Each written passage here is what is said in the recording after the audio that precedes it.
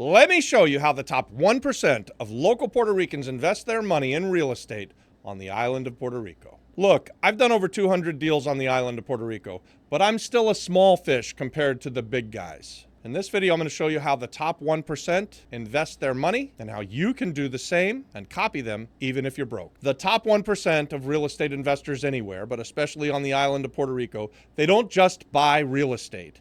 They target very specific areas. Let me give you an example. Dorado Beach East. We're talking about where the multimillionaires and billionaires, where they play. The Ritz-Carlton Reserve. We got mega mansions and the ultra wealthy playground. Palmas del Mar, which is a wannabe Dorado. It's not quite as big or as bad as Dorado Beach East. So you have some multimillionaires there who can't afford to be in Dorado Beach East. And then you've got the entire island of Puerto Rico is basically an opportunity zone. 96% of it anyways is an opportunity zone, and big investors like to put their money where they can get it out tax-free at the end of a decade. Why should you consider investing in Puerto Rico? Well, we've got a few reasons. We came to this island because we thought our money would go further. We thought that the returns would be bigger, and we thought that there was lots and lots of upside. That was about 8 years ago, and I would say the exact same thing is still true to this day.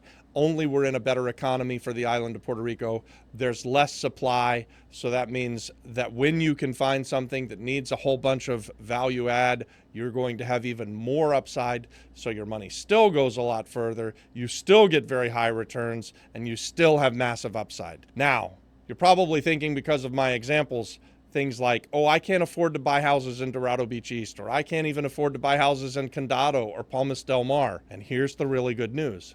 You don't need to be in those places. In fact, we've never invested in those places. I've not spent $1 in Dorado Beach East. I thought it was overpriced when I came here 8 years ago, and I really think it's overpriced now. I chose not to invest in Condado. That may have been a mistake because we could have gotten in a lot cheaper and seemed to have 5x'd over the last 7 or 8 years. But we've chosen to invest at the heels of the big boys. So in this video, we're showing you what the top 1% do, where they invest and how they invest. And then we like to buy the smaller projects and nip at their heels. We want to do the deals that the Polsons won't bother with. So we'll buy that small multifamily house and turn it into a small guest house, or we'll buy a small 50-unit apartment complex and fix it up for long-term rentals and collect tax-free rents for the next 15 years, while the Polsons want to do the oceanfront stuff in Condado and build big 5-star luxury resorts. So the idea here is we want to see where the big money is going. We want to see that the Rubin brothers are going to invest $2 million in Cabo Rojo. And we want to go and look at where they're going to spend that money, and we want to start buying up smaller projects around those areas. We want to look at places like Ceiba, Puerto Rico, where there's going to be probably $1 billion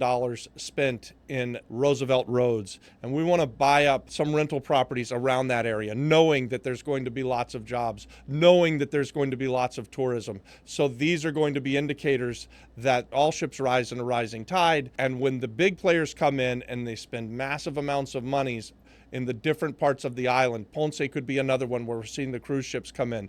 You want to go in and buy the small projects that the big guys aren't going to buy.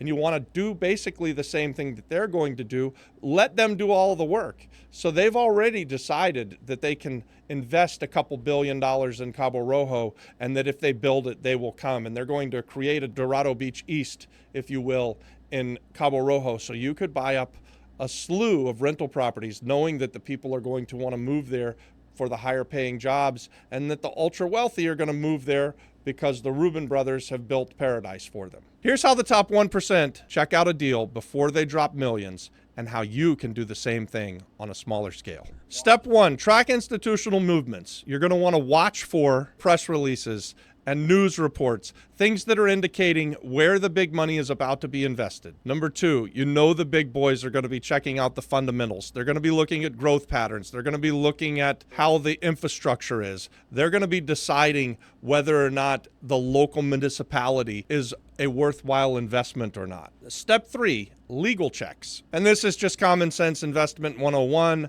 But the legal search means that once you've got something under contract, you're going to want to give it to a local notary who's going to do a title search for you. Make sure that you're buying something that's free and clear, has good and marketable title, doesn't owe a ton of back taxes that are going to be left to you to cover.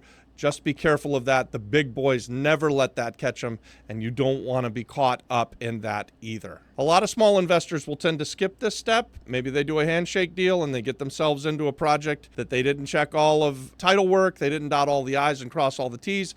Guys, the top 1%, they never skip this step. They don't get themselves into bad deals because they do the work ahead of time, and you need to do that as well as a small investor. So let's talk about how the 1% actually close the deals. The top 1% of the investors on the island of Puerto Rico are the best connected people on the island. Let's face it, guys, this island is Relationship Island, and they are going to come into an area. They're going to know everybody. They're going to do things that probably you're not able to do. But let's call it this. They're going to network like crazy. They're going to go and meet the mayors. They're going to go and meet the decision makers for the whole entire region and the municipalities. And they're going to make sure that they vet the area, that they like the infrastructure that's being built, that they agree with the way and the direction that a particular town is going. Now, you're not necessarily, as a guy who's going to buy a duplex somewhere, going to be able to do that kind of networking. But you can still network with the local people in the area. You can still talk to other business owners. You can still talk to people who are living in the neighborhood where you're looking to invest your money. And you can network.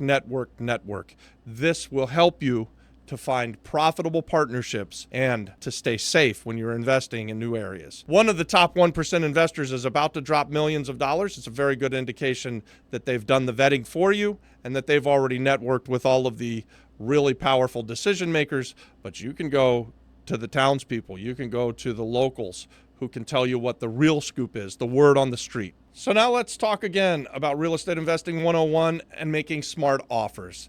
The rich, the top 1%, they don't make offers where they're overpaying. They don't always pay asking price. They often structure great terms where they'll get incredibly long inspection periods and due diligence periods. Let's talk about my favorite thing, the value add piece of it. And here's where small investors can win time and again. We call it finding the highest and best use. So you can look at properties that you can buy at a low valuation because their use case that they've always had is no longer functional, or you've figured out a much higher and better use. One of the things that we've liked to do on the island of Puerto Rico is to buy distressed office, whether that's a single family distressed office or condominium distressed offices in places where we can turn them into housing. The upgrade from distressed office, which is way down here, to semi-luxury or luxury or even working class houses, the lift between the two, it's incredible. So that's what you look for as a value add real estate investor. Some of the things that we've seen, entertainment is always a very good highest and best use for something that was maybe a warehouse and now you can turn it into an entertainment complex. Or we just talked about office to housing is a good one.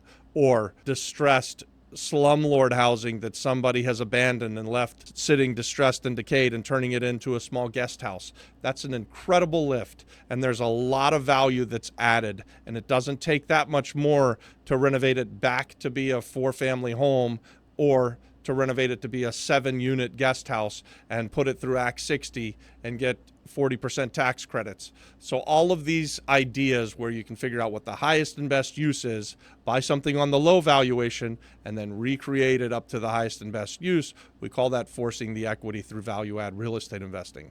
And that's what the big guys do. That's what the top 1% do. It's what you can do too. After all, the rich, they don't just buy and hold, they buy and improve. That's how they make the big bucks. So let's recap. Follow where the 1% is buying. Look at what the demand is. What are the tax benefits for being in the area? What kind of projects should you be investing in? Make sure you bulletproof your deals by having them checked out thoroughly with title searches and other legal structure. Close on smart deals. Buy at the low valuation. Add value by renovating them up to the reimagined highest and best use. All right, you don't need millions to follow the top 1%. You need focus, knowledge, and execution. And if you're serious about building wealth through real estate investing on the island of Puerto Rico, you've got to subscribe to our channel.